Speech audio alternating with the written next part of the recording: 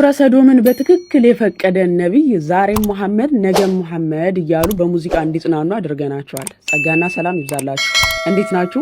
እንግዲህ ሰሞኑን የመሐመድ የሚለው ስም እንዲያሸማቅቃቸው እያደረገን እንደሆነ ጥሩ ማሳያ ነው። ምክንያቱም በጣም ታላላቅ ቲክቶከሮች፣ ዩቲዩበሮች ራሱ በሙዚቃ እየተጽናኑበት ያለበት ሁኔታ ነውና ይሄን ነበር የምንፈልገው። ባይዘው ሁላችሁም እየነቃችሁ በሙዚቃ ለሰሞኑ ትጽናናላችሁ። መለስ ብላችሁ ግን ስለ ነብያችሁ ሲራ ማንበባችሁ ስለማይቀር ማለት መሐመድ ምን ያህል እንደሚያሳፍራችሁ ማሳያው ከሙዚቃው በስተጀርባ በመሐመድ ዙሪያ ገብታችሁ አታውቁ ውይይት ላይ ማለት ነው።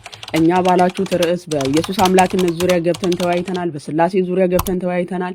እስቲ እውነተኛ የአምላክ አገልጋይ ማን ነው መሐመድ ወይስ ጳውሎስ? እስቲ የመሐመድ ስብዕና ላይ ኑ ግቡና ተወያዩን ተብላችሁ ግን ገብታችሁ አታውቁ።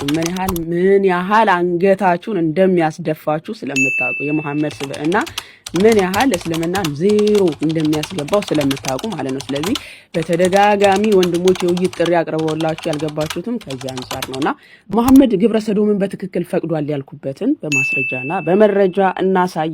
ሳሂህ ሙስሊም 1451 ላይ እንደሚታወቀው ኡሙ አልፈደል የዘገበው ሐዲስ ነው። አንድ ሰው መጥቶ ወደ አላህ መልእክተኛ ወደ መሐመድ ገባና ምን ብሎ ጠየቀ? የአላህ መልእክተኛ እኔ ሚስት ነበረኝ፣ ከሷ ሌላ ሁለተኛ ሚስት አገባው።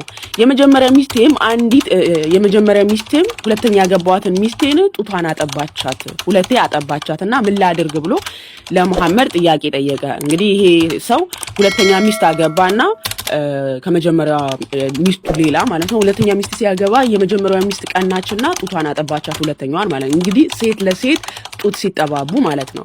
ሁለቴ ነበር ያጠባቻትና ይሄ ሰው ደግሞ አምስቴ ካጠባች ነው ዝምድና ሊኖር የሚችለው። ምክንያቱም በሱራ 4 ቁጥር 23 ጀምሮ ያጠቧችሁ እናቶቻችሁ በእናንተ ላይ እርም ናቸው ይላል። ጡታቸውን ከጠቡ ዝምድና ይመጣል ተብሎ ስለሚታመን ማለት ነው። ማግባት አይቻልም። የሷንም ልጅም ያችንም ሰው ማግባት አይቻልም። ኦኬ፣ ጡት ከተጠባ ጋብቻ አይኖርም ማለት ነው። ዝምድና ይመጣል እና ያጠቧችሁን እናቶቻችሁን አታግቡ ብሎ ሱራ 4 ቁጥር 23 ላይ ስለሚናገር ይሄ ሰው ሁለተኛ ያገባዋትን ሚስቴን የመጀመሪያው ሚስቴ ጡቷን አጠባቻት ሁለቴ እና ምን ላደርግ ብሎ ሲጠይቅ አላህ መልእክተኛ ምን ብሎ መለሰ? አንድ ጊዜ ወይም ሁለት ጊዜ ጡት ማጥባት ጋብቻን እርማ ያደርገውም አይከለክለውም ብሎ መለሰ ማለት ነው። እንግዲህ ያስቡት፣ ሴት ለሴት ጡት ተጠባብተው ከዛ ወደ መሐመድ መጥተው ነብዩ ሆይ ሚስቴ የሁለተኛዋ ሚስቴን ጡቷን አጠባቻት ምን ላደርግ ብሎ ሲጠይቀው አምስቴ ካልሆነ ሁለቴ ብቻ ከሆነ ያጠባቻት ችግር የለውም ጋብቻችሁ እርማ አይሆንም ብሎ መለሰ ማለት ነው። ሴት ለሴት ጡት መጠባባትን የፈቀደ ብቸኛው ግብረ ሰዶማዊ ነብያችሁ ነው። እንግዲህ አንገታችሁን እያስደፋችሁ ያለው ሙስሊም ወገኖቻችን በሚያሳዝን ሁኔታ እንግዲህ አንድ ነብይ ስብዕናው የዚህን ያህል የዘቀጠ ከሆነ እንዴት ብላችሁ እናንተ አንገት ደፍታችሁ በሱ ስብዕና ለትወያዩ ትችላላችሁ? ሰይጣን ሲያሽከረክረው የነበረ ነብይ እንዴት ብላችሁ እውነተኛ ነብይ ነው ብላችሁ ለትወያዩለት ትችላላችሁ? እውነተኛ ነብይ ነው ከሚለው መጀመሪያ ጤነኛ ሰው ነበርን የሚለውን በመጀመሪያ ማረጋገጥ ይኖርባችኋል። ምክንያቱም ሲባል ሱናን አቢ ዳውድ 3960 ላይ ሰሚት የዘገበው ሐዲስ ማለት ነው። የተረከው ሐዲስ የአላህ መልእክተኛ አይሻ እንዲያለች የአላህ መልእክተኛ እጄን ጸጉራቸው ላይ ጫንኩኝ፣ የአላህ መልእክተኛ ላይ እጄን ጸጉራቸው ላይ ጫንኩኝ፣ ሰይጣን አለብህ አልኳቸው። እሳቸውም ሰይጣን አለብሽ አንቺም ብለው ጠየቋት። ማለት ሰይጣንሽ መጥቷል ብለው ሲጠይቋት አይሻን የአላህ መልእክተኛ አንተስ ሰይጣን አለብህ ስትለው ምን አላት?